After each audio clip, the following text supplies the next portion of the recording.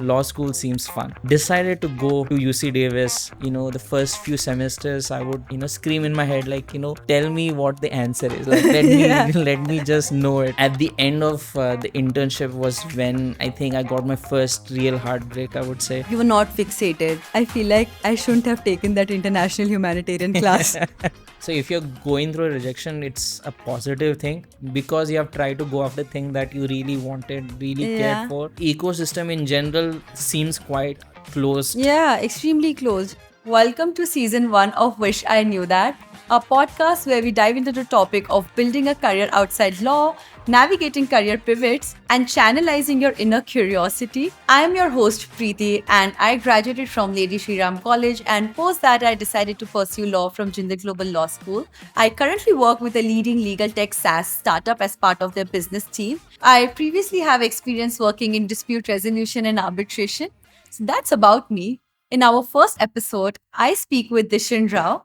Dishan is an engineer turned lawyer turned venture capitalist at 42 VC. Dishan's career trajectory has been unique. While his LinkedIn shows you all the peaks of his career, what it does not show you are the lows and how emotionally draining that process was for him. Dishan shares how each rejection and circumstances shaped him both professionally and personally. He also talks about how, as a lawyer, you can break through the VC ecosystem and add value. So let's dive in. Great. Okay, so Dishan, you have done like a lot of things in your career. Maybe for the benefit of our audience, we can start talking about you. Sure, definitely. Let me dial back a few years. Post schooling, decided to do engineering like a lot of kids in India do, right? Your friends, your family, all rooting for you to go for engineering. So that's what I thought I wanted to do, and that's what I did. So I got into NIT Suratkar, decided to take up mech, but I soon realized this was not for me, Okay. right? And at the same time I got into debate, slowly started working on my skill set and started competing, right? And that's when I started to meet a lot of law school students. um, and I guess around that time I started to realize, hey, law school seems fun, right? Okay. Maybe engineering isn't for me. Maybe I should have taken law school. So over the next few years, while I was in engineering, I was trying to figure out like what I should do after that. And I thought, maybe the legal career is for me, and I started taking the decision to pursue law after engineering. Right. And then at that time I didn't have any lawyers in the family as well, so nobody I could just reach out to and ask how things are.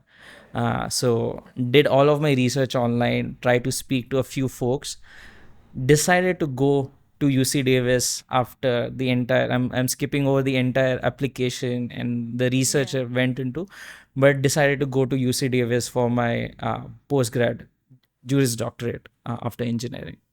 Okay, so you did your JD from UC Davis. Yes. So Dishan, why did you decide to go to UC Davis and not pick up any law school in India? Yeah, so while I was researching into either studying in India or going abroad, there are a few things I had to keep in mind, right? A was I knew that maybe I had to come back to India or practice in India. I wanted that option to be always be open. Yeah. But then you realize as long as you're an Indian national, you can go study outside, have a 3-year degree. Yeah. It could be postgraduate degree, right? And after that, you can come back. There's a process to it, and you can practice in India. So Okay. once that was sorted out, once I had clarity into that, Yeah. that's when I started thinking, hey, maybe look into the US legal education Yeah. system, Yeah. right? In this case, like, it also gave me the opportunity to work in the US.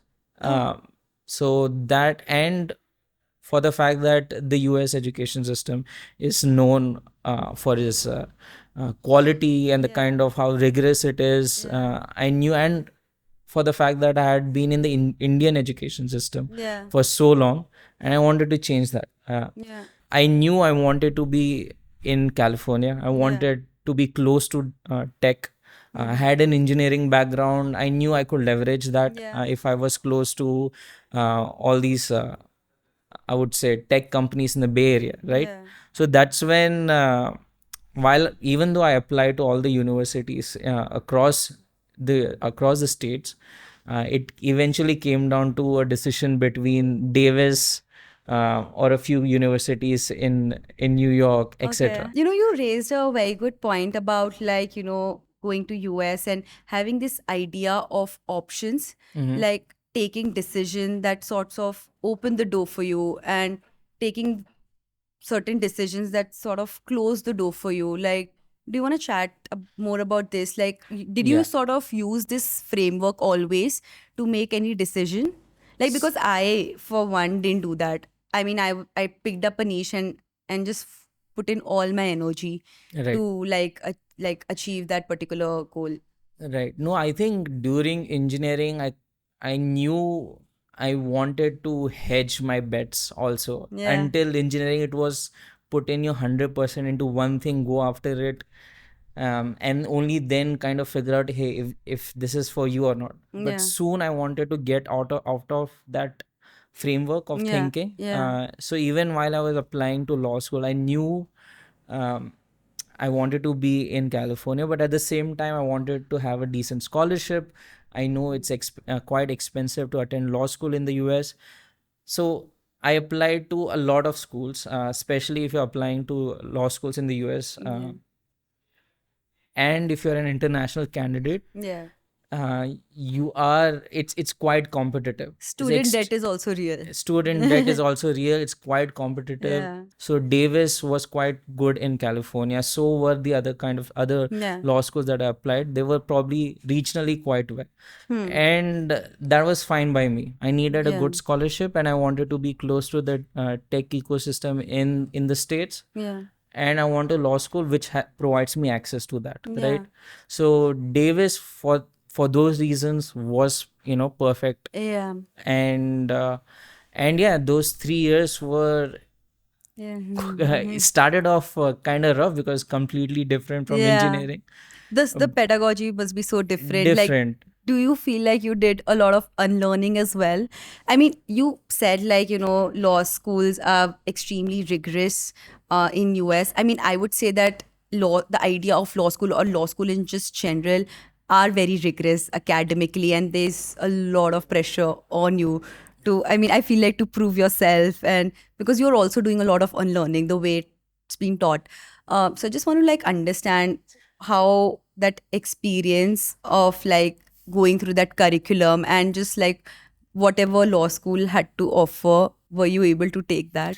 No, it Uh, was definitely a steep learning curve. yeah. Mainly because I had a very analytical mind, especially in engineering. Everything is deterministic, as Yeah. in you have an equation, or you have an end result that you need to achieve, Mm. and usually a few pathways to go about it. And as long as you reach the end result, you crack the sum or you got it right. Yeah. Law school or law in general is very probabilistic. You always say, right, would the client win the case? It depends. Depends. It Yeah. depends how you set forward the facts and the law, the Correct. interpretation. And that was something that I really wanted, right? Yeah. But at the same time, I had to unlearn the need for having definite answers Yeah. or definite way of thinking. Yeah. The first few semesters, I would scream in my head, like, tell me what the answer is, like, let me Yeah. let me just know it, like, Yeah.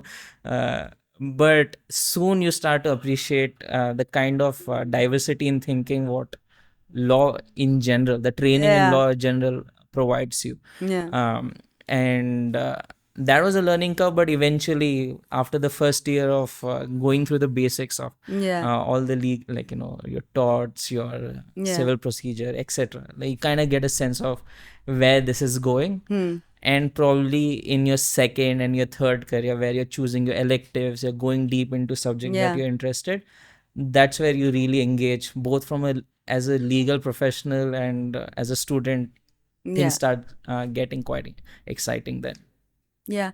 And coming back to the idea of having options, Mm-hmm. and because you sort of use this framework, you wanted to keep your options open. So when you were thinking about like picking up a niche or Mm-hmm. in general about your internships, how did you apply that? Sure. Yeah. So when I began my, education in law, I started off thinking, hey, let me leverage my engineering. And maybe get into patent prosecution. So What is patent prosecution? patent prosecution is basically filing patents, getting your like just the act of getting your patents and keeping Okay, them up to date. correct. There's no litigation involved. It is you work with innovators, you work with Yeah. engineers who have discovered new things, and then you help them create the patent and protect that technology. So Yeah. just that aspect. And you do need, it's one of the only few spaces in law where you do need a sciences or an engineering background. Yeah. And so the first few days or the first week or so, you had access to all these different lawyers within the Google Okay, so were headquarters. able to see like a lot of verticals as well. Yes. So you Yeah. had, you could say, informative talks by each of the heads of departments of, Yeah. maybe one day it would be your M&A department, one day it would be your privacy department, and Yeah. they would come and kind of talk about all these different things. And especially for, the first years who have not yet chosen their Yeah. electives, like vaguely know the interests, Correct. this gave you great access into seeing how real world lawyers work, especially in-house counsels work, Yeah. right? And we also had mentors. So I Yeah. had two mentors.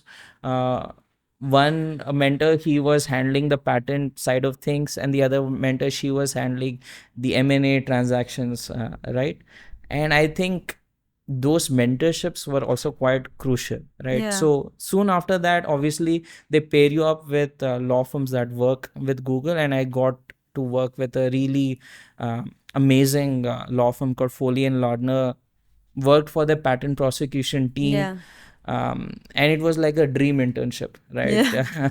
You're working for the big law firms in the Yeah. US, and you have this amazing view of Boston sitting in a Nice. skyscraper. Like, Yeah. it's exactly how you want it. Yeah.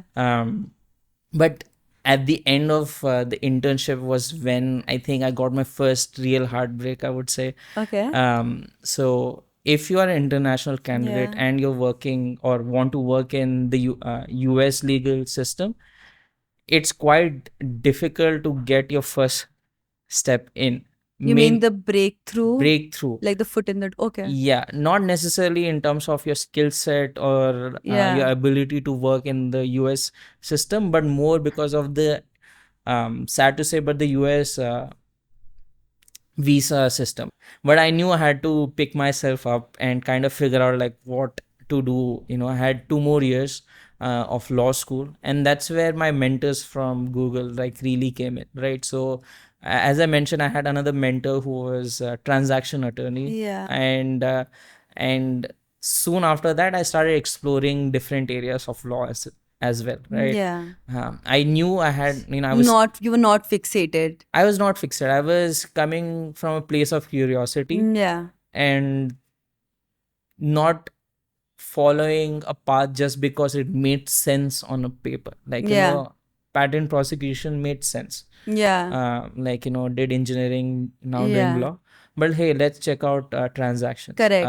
right? Corporate transaction. And, started taking those classes up, got really interested in Okay, so you them. said like you took up like certain specific classes as well. Yes. So you were again very picky about the electives you were taking. Yes. So, I wanna like share something. So yeah. in law school, like of course, like we also had to pick electives. And I always, because the way the Indian education system is designed, that you need to have certain grades, I decided to pick like the one that were a lot more easier. Right. And I always bid on them and get those electives, and yeah, and I got like the best grade.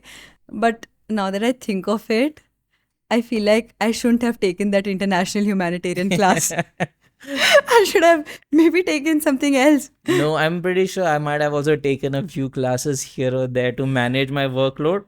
But the core, I mean, I knew how to Yeah. pick a certain, I would say, career path, I mean, right? I would say like people should be picky about the electives they are taking. Sure, yeah, definitely. And if you have an opportunity, so the ones that I was extremely picky about were the professors that I had Yeah. interacted with, and So one thing I would appreciate, like I would like to highlight in Davis, like there are a lot of talks by the Yeah, professors, by the professionals, even like during lunches, they're correct. briefly talking about the things that they're working on, etc.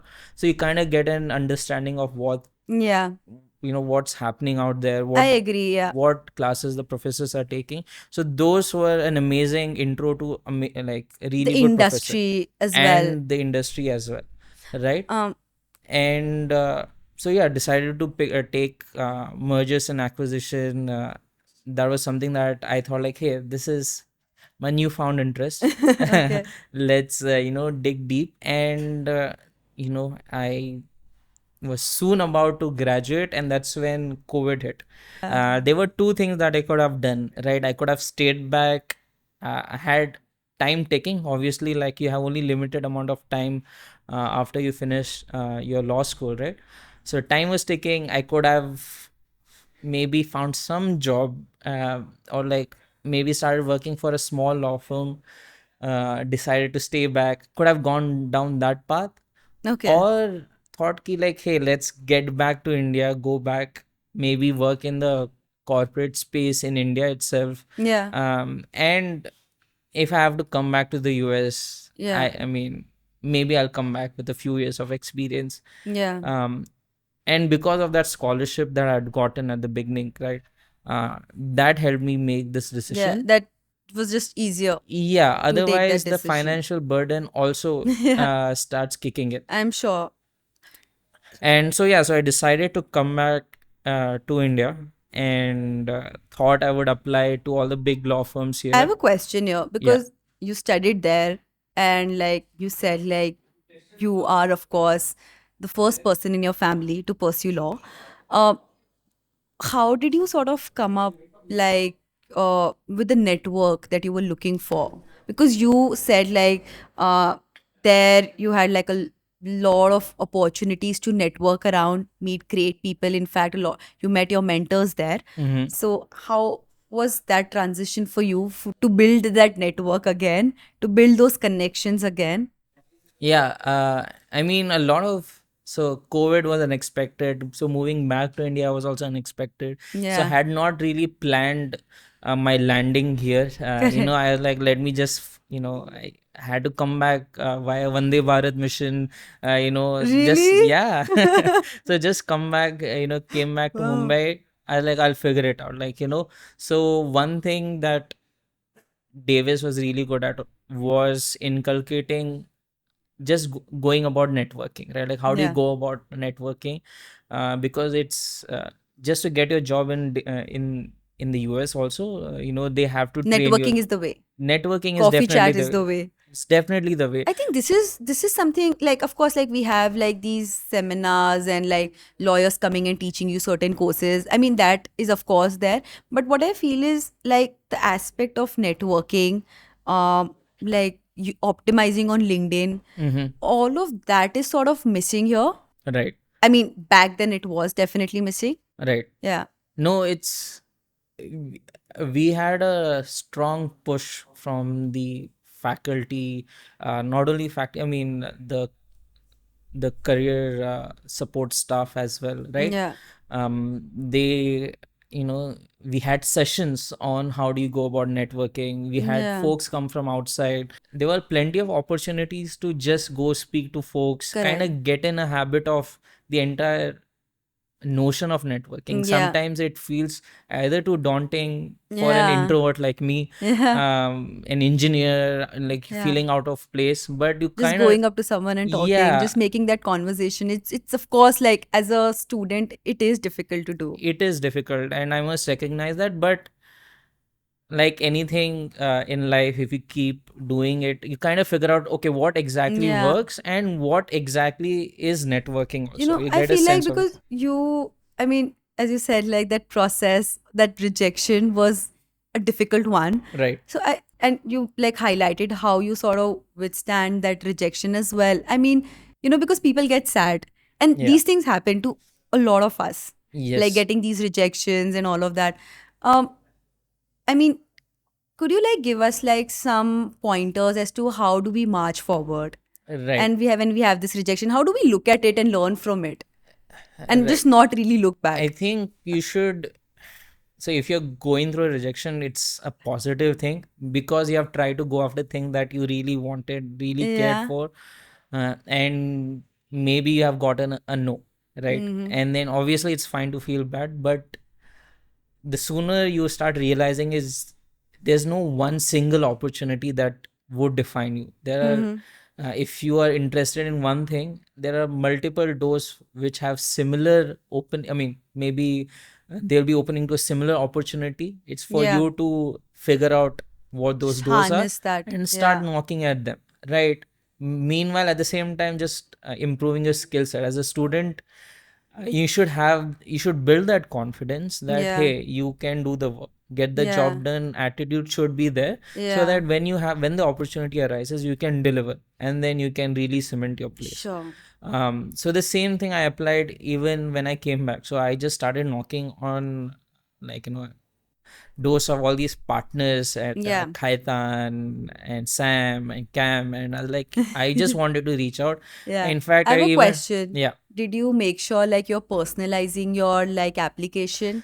not only personalizing my application, but I also was taking referrals, like asking for referrals. So Yeah. my M&A professor in the US, I Yeah. asked her if she knows someone here, right? Like I had Yeah. literally no one in my network, and she was kind enough to point me towards someone, right? Okay. So, and that maybe if that person was not able to help me out, they were able to guide me towards someone else. So So idea is always try to like optimize on the network you've already built. yes, Yeah. yes, your college that you attended is a Yeah. great place to start. Yeah. um, or friends and family is another great place to start. It's Yeah. always easy to ask them, right? And then No. from there go to the next, Yeah. I would say, the scope of network. And then, You joined a startup as a product manager. right, But how did that happen? Like, can yes. you talk us about what happened in between? Yeah, so while I was just, applying for the bigger law firms, I via networking, finding folks, I Yeah. was, working part-time or working with a like a very boutique law firm. Yeah. And that's where I was interacting with a lot of founders. They Yeah. were doing these deals, and that's when I started to really question, like, hey, this is fun, like what they are doing. Yeah. Like, they're creating value. It would be nice to be on that side. Mm-hmm. Yeah. And at the same time, I was just applying to all these different places, and I also started applying to startups, Oh. uh, just to be like, hey, let's just see. Yeah. Most of my decisions that I've taken were a result of casting the net wide. While I Mm-hmm. was interviewing for the big law firms here, I was Yeah. also interviewing with startups, and I had a legal tech startup called Quico, the founder of which, like, was really interested in my background. So I have engineering, I Okay. had law, right? And it's a tax tech or legal Yeah. tech product in one sense. So And it was on the tax yes, compliance so side. they were doing, they were helping businesses and individuals file their taxes, Yeah. be tax compliant, and they were setting up a separate product called Sandbox, which Mm-hmm. was basically integrating your technology that would enable tax compliance for all these tech companies, right? Got it. E-commerce websites, Mm-hmm. etc. Mm-hmm. And that's where I think they were hiring for Sandbox, and my engineering background and my legal background, I think, finally made sense or like kicked in. And the founder wanted me to work on the A product. founder taking a bet on you, nothing like it. I mean, yeah. Yes. And while I was applying, simultaneously I was applying for all these big law firms Yeah. where I was putting in so much hard work just to get in Yeah. there and work, and I kind of knew how that trajectory went. Yeah. But There when was a straight path. it was a You know, straight, you start from A0, A1, A3, and like yeah, that and then entire you become track. an expert in one Yeah. space, and then you become a partner. Yes. And I knew, okay, this is there, but this felt quite dynamic and exciting at the same time. Yeah. And the fact that you'll be able to work on the product, make it grow, Yeah. help their I just customer. want to ask you, Yeah. like, was it challenging? So i- it was initially, Because in a startup, like you work on your own and you yes, work on a lot of things. There's no structure and you don't know the path as well. And yes, you're coming from a very unique background too. right. So no, it was right as you rightly said. There are a lot of things that need to be done Yeah. at a startup level, and it's up to the individuals there to Yeah. contribute and pick up as much responsibility as Yeah. possible and deliver. And that's usually the mental framework that you need to have Yeah. if you are working in a startup. It's extremely contagious for those who are really curious and really want to explore. Yeah. And so by that time I had the confidence that I can pick up skill set if I like, especially from Yeah. law school where you do research, you condense that, take away your learning, Yeah. execute on it, be detail oriented. uh, that aspect of law school Yeah. helps you outside law Yeah, school as because well. in law school, you see yourself like just trying to learn a particular statute or, overnight, maybe Correct. for like some internal moot or like maybe some internal discussion. Correct. So just And comprehending all exactly. of that. And if you're doing that one day before your Yeah, classes and you realize, okay, hey, I can do you can this, do it. Yeah. the same kind of confidence I think you should You sort bring, of like you need to brought to bring. that Yeah. role. Yeah. And but obviously the proof is in the pudding. You have to put in the work. Yeah. You have to actually execute. Yeah. It's not just like figuring out, Did okay, you this feel is the pressure to like get some sort of validation? it is. Because Yeah. you are coming from a unique background, and of course your founder took a bet on you, but you also took a leap, right? Yes, and at a early stage startup, Yeah. a lot of things are also breaking. Like Yeah. you're doing things with limited resources, Yeah. but when you are able to finish that Yeah. project, when you're able to complete the project, Yeah. uh, and realizing that you have learned so much Yeah. and you're able to do it with such limited resources Yeah. individually, right? I think you start feeling good about yourself. Like, hey, you can pick up pick up projects, learn on the go, execute it, Yeah. and then once you deliver it, you're like, hey, with what I had at my disposal, I think we did Just a great having job. like the conviction in your abilities, and Yes. just like, of course, as you said, like you have to put in certain hours. Yeah, I would. Yeah. True. Okay, you were at a startup, you were part of the product team. Yes. How like VC? Right. So again, it is. I think it's the difficulty is getting your first job, and once you get it, do a good job there, but have that comfort to then start exploring. Correct. Right. So I was quite happy at Quico. I was quite happy at Sandbox, Yeah. but in one of You always these, wanted more. that's always Yeah. there. But in Yeah. one of these meetings with the founder, he mentioned how he's meeting a few VCs. Yeah. And that was the first time, like, oh, yeah, right. There are VCs. So, like, I never Yeah. really thought about Yeah. this career or anything in Mm. serious. I want to be part of this conversation. I'm curious what's happening Yeah. there. Like, again, that curiosity kicked in. Yeah. Um, As a product manager, you wanted to be part of a fundraising yeah, I was conversation. like, Yeah. there's no scope of me They, being there, but yeah. I was just curious. I wanted to be there. Yeah. And I was like, and maybe I was still new into the company to ask the founder. I was like, To yeah. So get you I that meeting. I was like, Yeah. let me just reach out to the VC folks and have a Yeah. conversation. Again, here being curious and just trying to be like, So okay, you said you reached out to yes. like VCs. So like where did you find the So right set of people? yeah, And where did you reach out?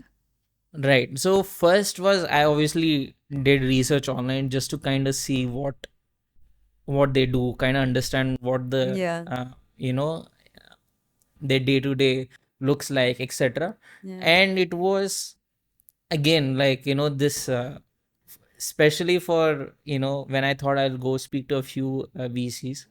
I reached out to probably like 20-25 folks. Did I try to do a little bit of LinkedIn research, but at this time I kind of had figured out like a playbook.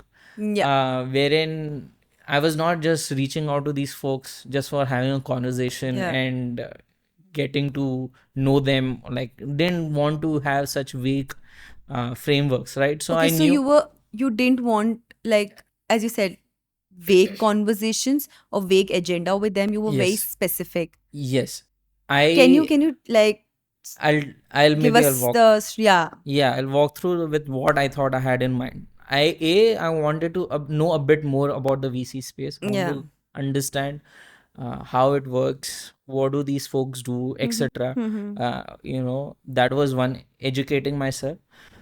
Second was, if I thought it was something interesting, right? I wanted to contribute. I wanted to build that relationship with them Yeah. in case, if I ever wanted to be a VC, Yeah. that would be a great opportunity.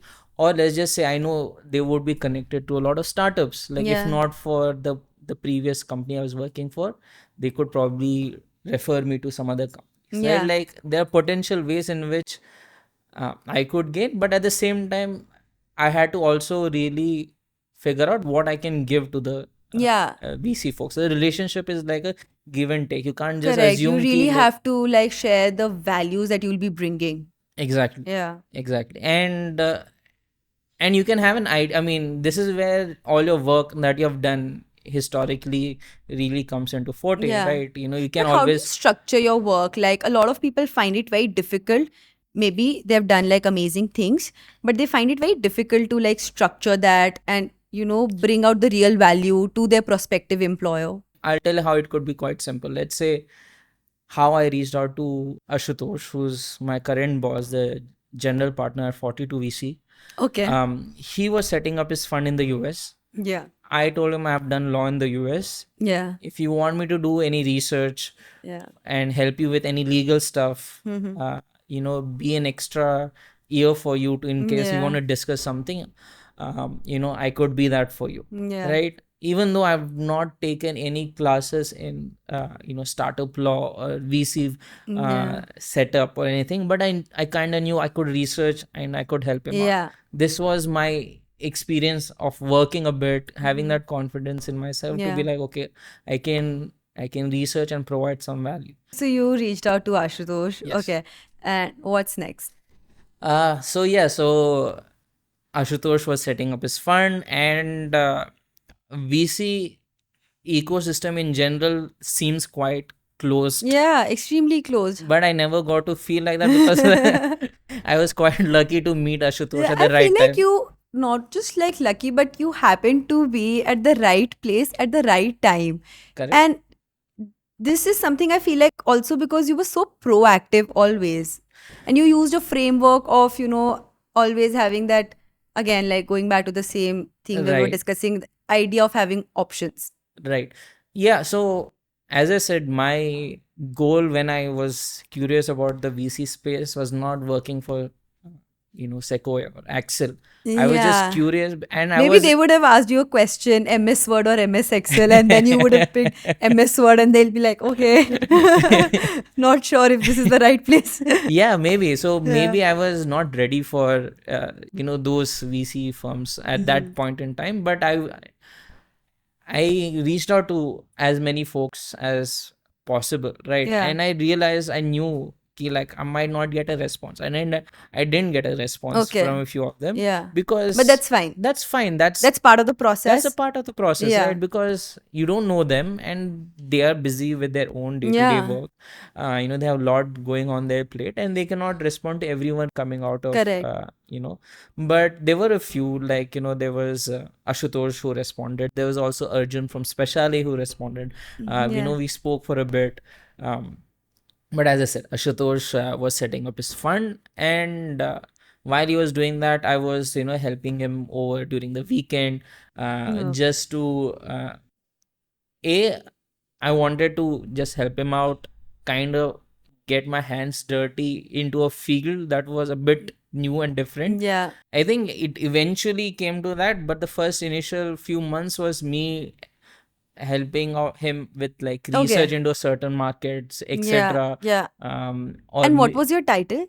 no, I so this was me helping him out of my kind heart, as there's no we like, this was before I joined him, right? Like, this Okay, was so over the you weekend. haven't I joined have him. not joined him yet. So this, when I said, you should be able to provide value, I Yeah. was trying my best to provide So value. And and you left Quico at that time. no, Okay. this was over the weekends after my work, Wow. right? And I was just, it wasn't too much, right? Like, Ashutosh Yeah. knew that I had a full-time work, Yeah. but let's say he wanted to map certain So, sectors of you know what I SaaS or sense is something. like that's a great way of you trying to like pursue a career. Maybe you take out some time after your work and actually try helping folks that you eventually want to work with without any sort of expectation of getting a full-time job. I mean, that is the best scenario to be in. Right. I had the same mind set ki, like, if not,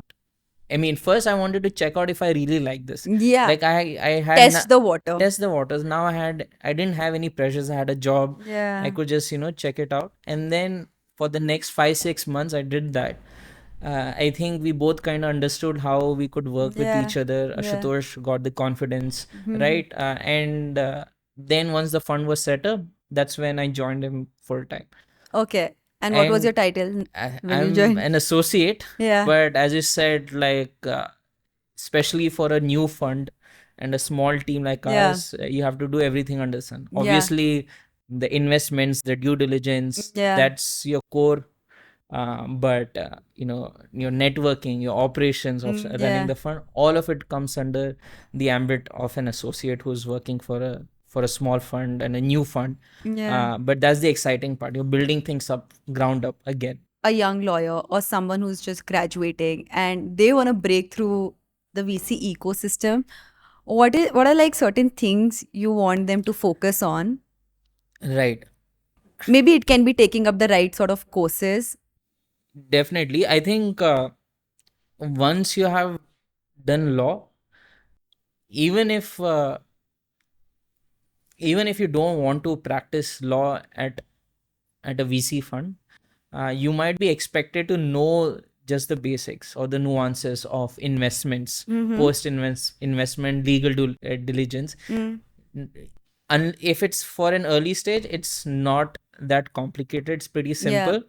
But there are a few courses that you can take just so that you have that base covered, Yeah, right? you just Because you never know check when. the boxes. Just check the box because you have access to that. I Yeah. think if you're in law school, maybe that could be the immediate thing that you can do. Yeah. Like, always start with things that are immediate to Mhm. you, right?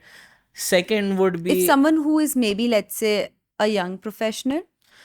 I would say, if you have an opportunity to work at a startup, Yeah. that's amazing Yeah. because you'll have an exposure to You how mean as an in-house lawyer, if you're working at a startup, it would be a good way to transitioning into VC.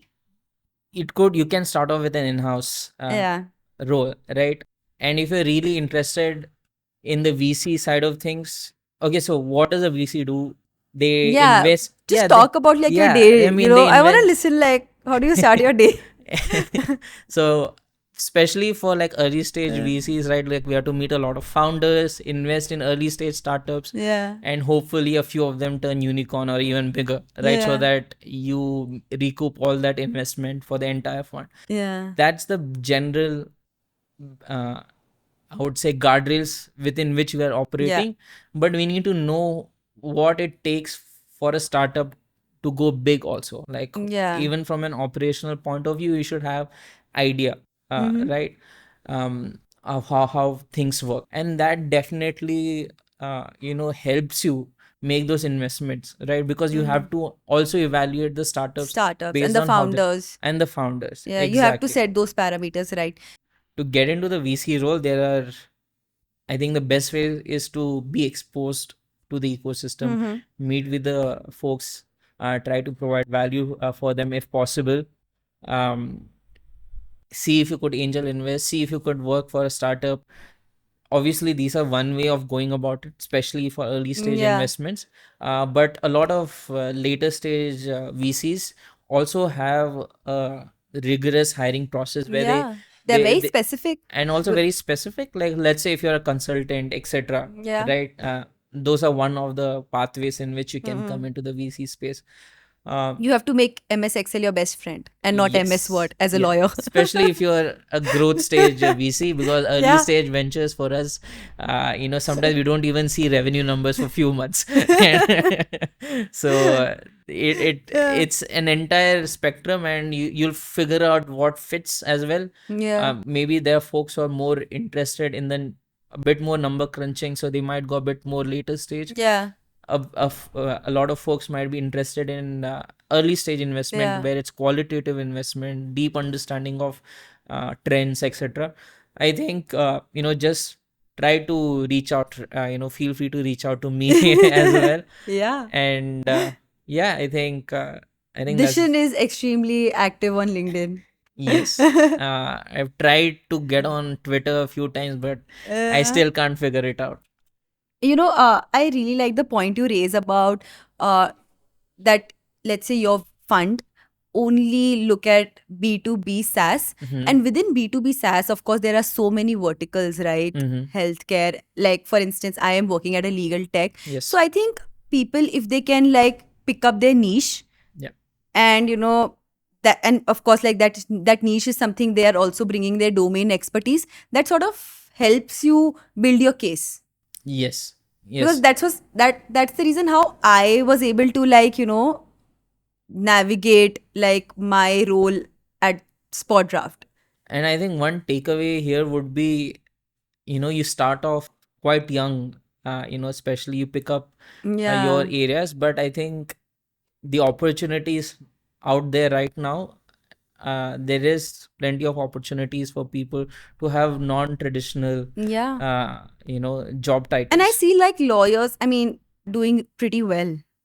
But taking shorter experiments Yeah. and building that, story out, for me worked. Yeah. Like quick experiments, and then you slowly course correct, Yeah. and then you finally find a place where you can be there, and you can see yourself growing. Yeah. I uh, mean, that's the essence of this podcast about like you have to build a fulfilling career at the end of the day. yes. Yeah.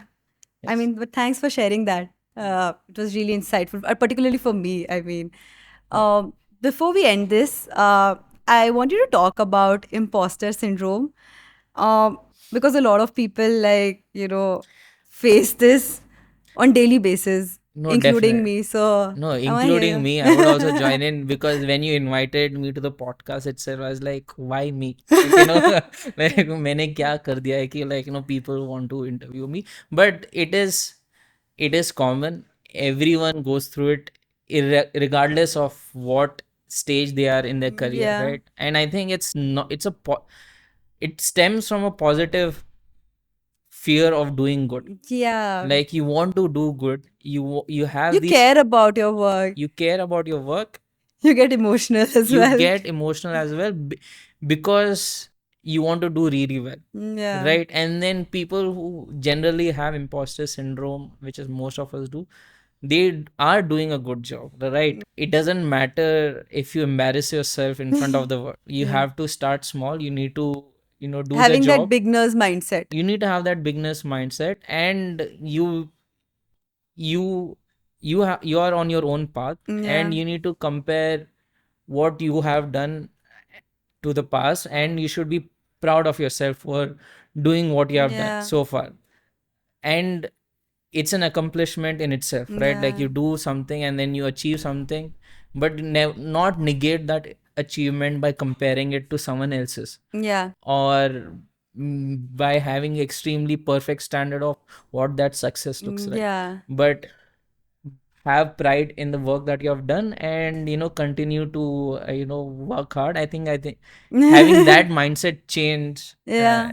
or that reminder to yourself whenever you're going through those episodes, Yeah. I think that's how I try to manage it. But yeah.